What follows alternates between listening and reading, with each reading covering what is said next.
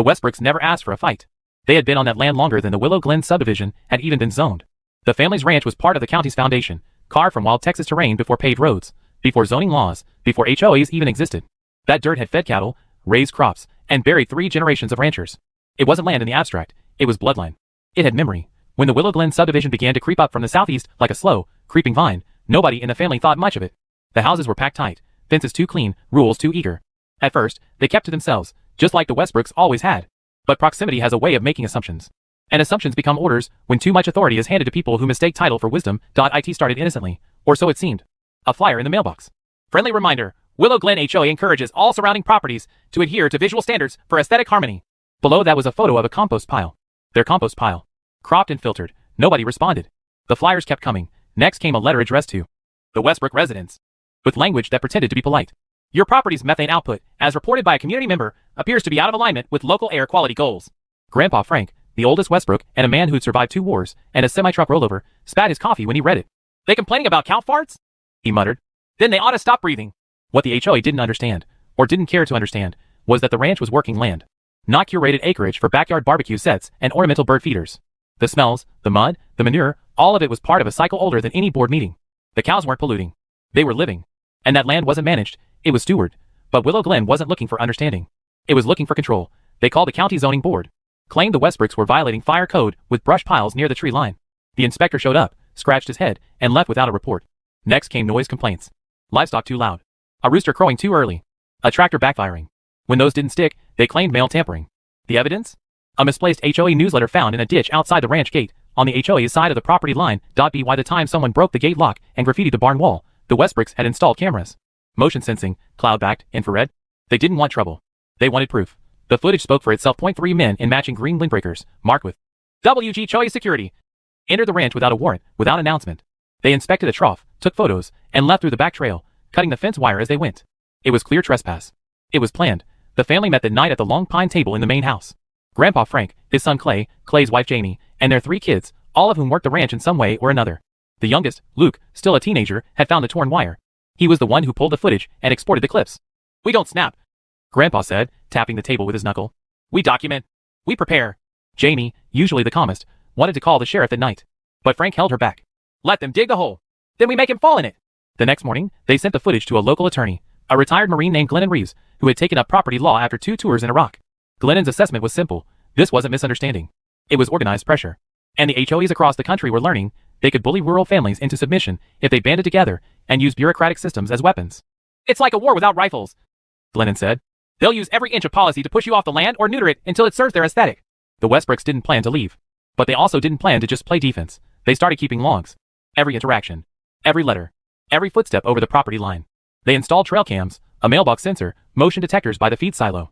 They even kept a file of deleted social media posts, screenshots from next door where neighbors accused them of harboring unregulated livestock and eco-hostile practices. Then came the incident that changed everything. It was Luke who found her, Daisy, one of their oldest dairy cows, lying on her side in the north pasture, her legs cut and tangled in chicken wire. Someone had set the trap. A deliberate sabotage. She survived, but only after an expensive vet visit and hours of care. The HOA had crossed a line from legal harassment into criminal cruelty. And the Westbrooks had had enough. That night, a green HOA patrol truck pulled onto the gravel right-of-way that skirted the eastern fence. The driver rolled down his window, snapped a photo, and revved the engine. He didn't expect to get stuck in the mud. He definitely didn't expect what happened next. Luke, with his phone camera running, walked out to the tractor.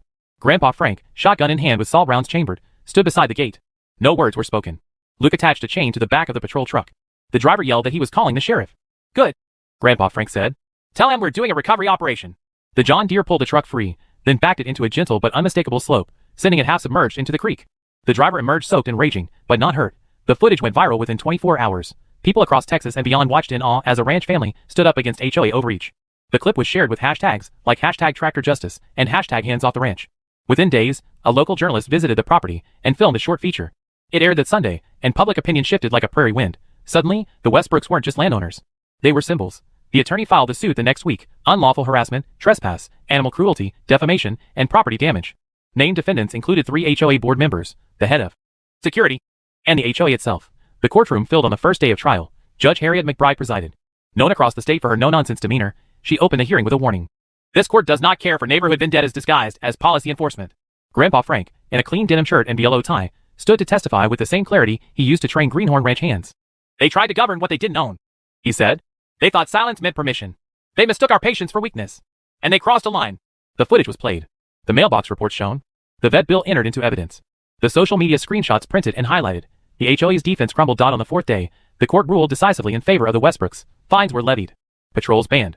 The HOA board was ordered to restructure under court supervision. Public apologies issued.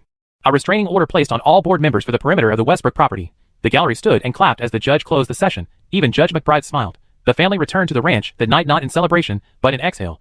They had won. But more than that, they had endured. The victory didn't change who the Westbrooks were. They didn't throw a parade, didn't issue grand statements, didn't turn the courthouse steps into a podium. Instead, they went home. Clay fixed the east fence. Luke cleaned the barn. Jamie started reseeding the pasture where Daisy had been hurt.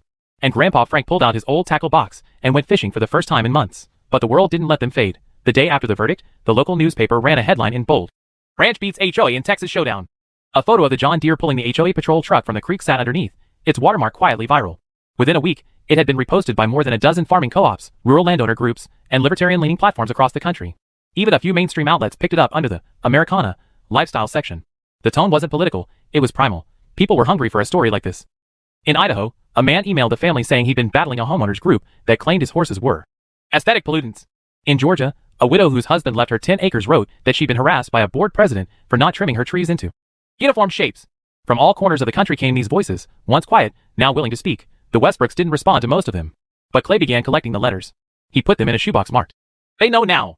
At first, they tried to return to normal. The ranch needed repair. Livestock needed tending. Winter prep was underway. But the phones didn't stop ringing.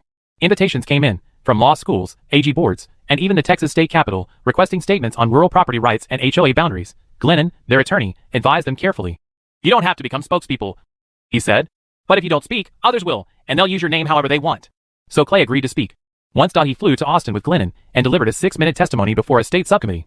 It was calm, precise, and steeped in common sense. "We're not activists. We're landowners. We're stewards. And when someone tries to tell you how to run the land you've lived on longer than their HOA charters existed, that's not regulation. That's trespass in a collared shirt." It was clipped and shared. 100,000 views.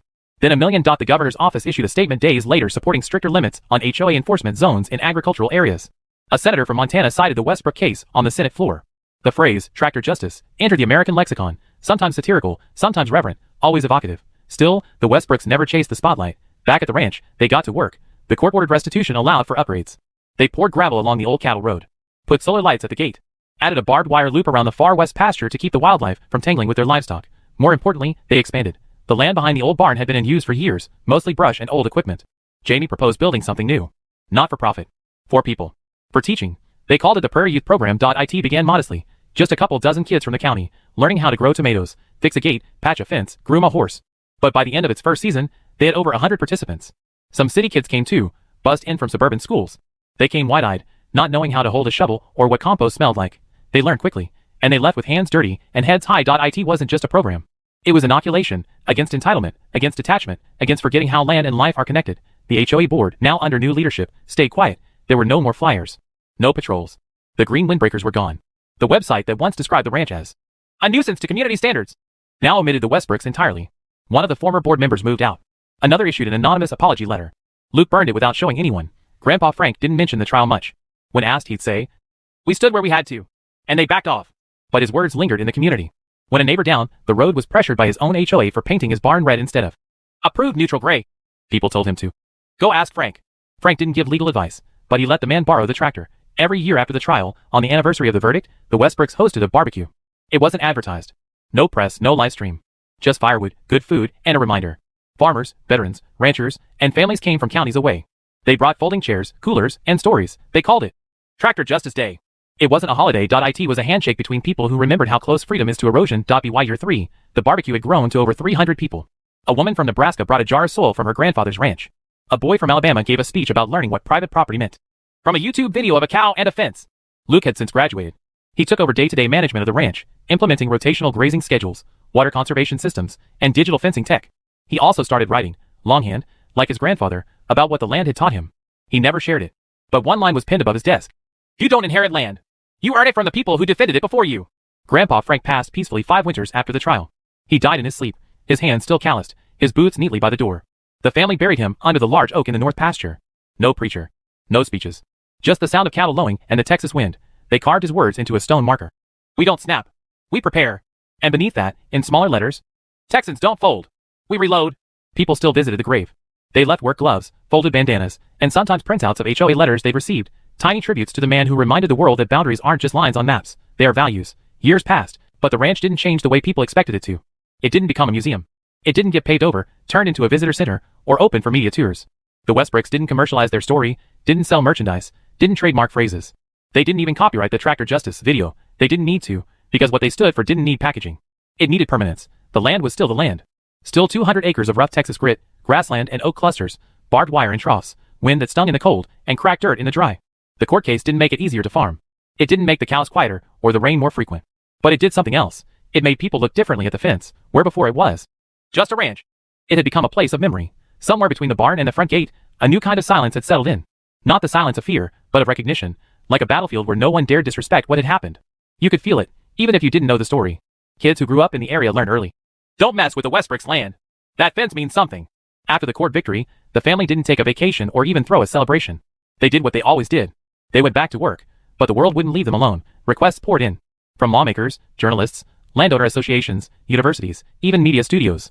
Most wanted rights to tell the story. Some wanted interviews. A few offered movie options. Clay said no to all of it. We didn't win to be famous, he said once. We won so the next family wouldn't have to fight this hard. But some things they couldn't avoid. The Texas State Landowners Coalition asked Luke to speak at a small legislative conference in Austin. He hadn't even graduated college yet, but the room fell quiet when he stepped up to the microphone. Wearing a clean button-down and scuffed boots, he delivered just 3 pages, handwritten in blocky print. He read slowly, evenly. This wasn't about cow manure or noise complaints. This was about whether people who don't own your land can still control it. That's the line we fought for. And that's the line we'll hold. The room erupted. One senator told him afterward. That was the most American thing I've heard in 10 years. The Westbrooks didn't take up lobbying. But their story became a tool for those who did. Property rights reform bills began including their case as a reference. One national legal brief cited the Westbrook decision as a landmark example of improper extrajurisdictional behavior by non-governmental neighborhood associations. The phrase, Westbrook precedent, started showing up in legal journals and zoning seminars. But at the ranch, it was just called the case. The court's decision hadn't only levied fines. It had imposed structural changes on the Willow Glen HOA.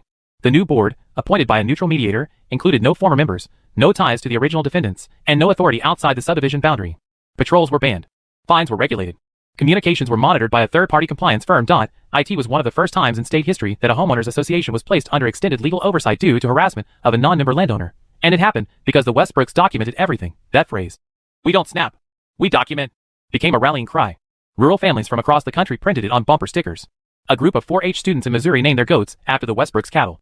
A veteran in Oregon built a wooden sign for his own land that simply said, respect the line. But for all the attention, the Westbrooks still weren't seeking it. They continued to run the ranch as they always had. They raised cattle, managed feed rotations, maintained their fences, and paid their taxes. They opened the land up every summer for the Prairie Youth Program, now one of the most respected land-based educational programs in the state. The kids didn't just learn how to farm. They learned what stewardship meant. Luke taught them directly. We don't use the land, he'd say. We live with it. And no one gets to tell you how to do that unless they bled with it. Some students came from suburban schools where they'd never seen dirt that wasn't part of a playground. Others came from struggling farms, trying to hold on. They all left changed. The program grew from a dozen students to hundreds. Some came from out of state.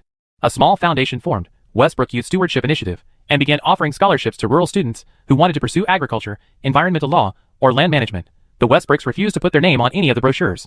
This ain't about us, Grandpa Frank had said years earlier. It's about making sure the next ones don't get rolled over like we almost did. He passed a few years after the trial, quietly, without fuss, in the same bed he'd built with his own hands. He didn't leave a will. He didn't need to. The family already knew what mattered. They buried him beneath the north tree line, where the old trail cams used to sit. The headstone was simple. Frank Westbrook. Don't fold. Reload. After his death, a few people asked whether the ranch would change, whether the legacy would fade now that the patriarch was gone, but they didn't understand. This wasn't one man's stand. This was a family's identity. The year after Frank passed, the ranch entered a new season of quiet power. There was no press release, no shift in tone or mission. But something changed. People started showing up not because they were curious, but because they understood. There was reverence in their posture. Not fear, not awe, just recognition. This was land that had been defended, and that defense had left an imprint bigger than the acreage. Luke ran the ranch now, with Clay mostly retired and Jamie serving as program director for the Prairie Youth Initiative. His days began before the sun and ended after the last stall was closed. He didn't chase fame, didn't do interviews, and still kept a paper ledger instead of using apps. But every so often, the outside world reminded him just how far their story had traveled. A professor from Virginia sent a leather-bound copy of a published casebook titled Private Property Law in the 21st Century. Tucked between chapters on eminent domain and urban zoning was a full 30-page analysis of Westbrook versus Willow Glen HOA. The margins were underlined. The analysis was fair. It didn't romanticize the family. It treated them as a model of procedural resistance. Through deliberate documentation, nonviolent deterrence, and strategic legal action, the Westbrooks converted harassment into structural reform. Luke read the line twice. They hadn't set out to convert anything. They just refused to get steamrolled. Another reminder came from the Texas legislature. A new amendment to the HOA Enforcement Accountability Act was introduced and passed, citing the Westbrook case as its central precedent. The law made it illegal for any HOA to attempt regulation or enforcement against adjacent non-member properties without a court-verified claim of nuisance or hazard. The bill was signed into law at the state fair, in front of a mural titled, "The American Fence Line." Painted on the side of a trailer was a scene of a windmill, cattle, and a green HOA patrol truck stuck in a muddy ditch, an artistic nod to the viral moment that had lit the fire in the first place. Luke wasn't there for the signing. He was repairing a corral hinge that day, but he read about it that night and smiled. They didn't need to be present to keep making noise. Back home, the ranch had become something more than functional. It was symbolic. Visitors came from other states. Not as tourists, but as learners. One man drove from Nebraska with his daughter to show her what a real line looks like. He didn't mean a fence. He meant a principle. And the line wasn't just visible in policy or memory. It was embedded in the day-to-day. Luke trained every youth program participant to walk the entire perimeter at least once. Not as a punishment or tradition, but as part of orientation. Before you build anything, he told them, you walk what you're defending. That ritual stuck. Even years later, former students, who had long since moved on, wrote back, saying they still walk their own property lines each spring. Some even started calling it Westbrooking. Meanwhile, policy spread far beyond Texas. Montana passed a rural land sovereignty bill citing the Westbrook model. Wyoming amended HOA guidelines to limit surveillance authority. Florida passed a Homeowner Privacy Act with bipartisan support, referencing undue aesthetic regulation as one of the key overreach triggers. In D.C., a congressional committee held hearings on homeowners associations and the limits of private governance. One panelist, a civil liberties attorney, read from the original judgment in Westbrook versus Willow Glen and stated plainly, if not for this case, there's a good chance a dozen other families would have been bankrupted or forced to sell. This wasn't a one-off. It was a warning shot. Despite all the attention, the Westbrooks didn't monetize it. They refused book deals, media rights, and one absurd offer from a television studio to turn the story into a serialized courtroom drama. The studio promised to stay authentic. Clay laughed at the pitch and told them, you can't fit a real fence into your script. Instead, the family focused inward. They upgraded the barn, replaced the old rain tanks, started growing native grasses to support pollinators. The youth program expanded into 3 seasonal cycles, and by year 15, it was running at capacity with a waitlist. Luke added a workshop on fence law basics, taught by a visiting AG attorney who volunteered twice a year. It became the most popular session, and through it all, the people who had once doubted them, the early critics, the HOA loyalists, the suburban skeptics, went quiet. Not because they were silenced, but because truth, when it holds, doesn't need to shout anymore. One of those skeptics eventually stopped by the ranch. It was early spring, and Luke was moving feed when a gray SUV pulled into the gravel. A man stepped out, about 60, sharp shirt, conservative stance. Luke recognized him immediately. One of the original board members. Not one who vandalized or trespassed, but one who had voted in favor of the fines. One who had looked the other way. He didn't come with reporters, just a letter. I was wrong, the man said. About all of it. He handed Luke the envelope and didn't linger. Luke never opened it. He burned it in the same fire pit where Frank used to drink coffee and talk about borderlines, literal and otherwise. I don't need to read it, Luke said to Jamie later. He crossed the fence to hand it to me. That's enough. That moment stayed with him for years, not because of vengeance, but because it proved something he had always suspected. When you draw your lines clearly, sooner or later, people have to decide whether they'll cross them or finally respect them. When the land was first fenced, it was barbed wire and sweat. By the time Luke took full control of the property, decades later, those lines were reinforced with steel posts, solar motion lights, and deep-rooted values passed down like heirlooms. But it was never about the material. The power of that fence came from what it represented: boundaries, ownership, truth. Years moved like seasons, slow, patient, certain. The land changed in rhythm, not in nature. Old trees fell. New ones grew. The cattle herds rotated. The equipment modernized. But the heartbeat of the place remained steady. The program continued. What began as a summer youth initiative had turned into a full-year curriculum with volunteer instructors from around the region. Students came not just to learn how to feed livestock or repair irrigation, but how to read deeds, how to file county maps, how to respond to notices with calm precision and legal understanding. They studied the Westbrook case like scripture, not because they wanted to be fighters, but because they wanted to be ready. Luke brought in a historian to help preserve the ranch's documents, journals, surveillance logs, court transcripts. Grandpa Frank's handwritten fence schematics. He didn't want a museum. He wanted continuity. Something the next steward could access not with reverence, but with responsibility. He began training a young rancher named Caleb, a second-generation program graduate who had lost his family's land in a zoning fight on the outskirts of San Antonio. Caleb didn't speak much, but when he did, he spoke with the weight of someone who'd seen how quickly silence could be mistaken for surrender. Luke liked that. I don't need you to be me, he told Caleb once. I need you to be someone they think twice about crossing. He taught him how to read wind patterns before storms, how to weld properly, how to manage rotation with satellite soil monitors.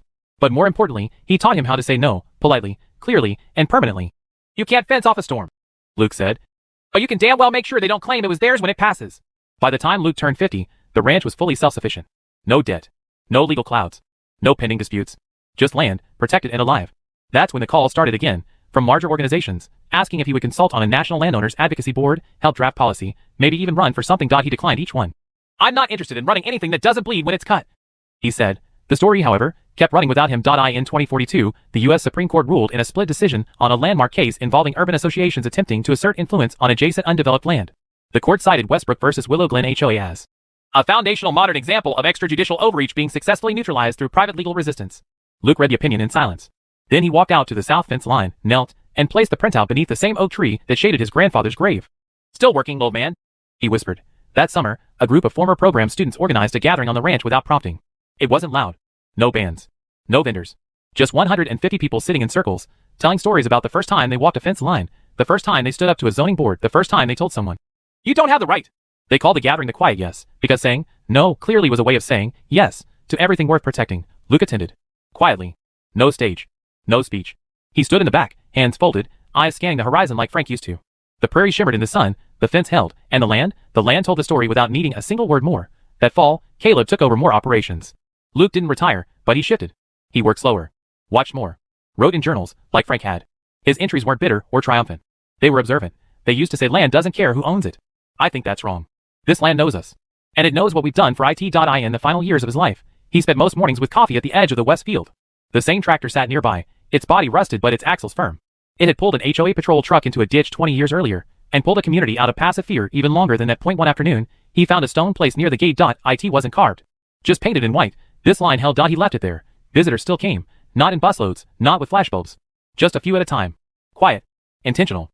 Most left something behind. A letter, a hat, a folded flag, a printed email from a zoning board they'd stood up to. Some brought their children to walk the perimeter.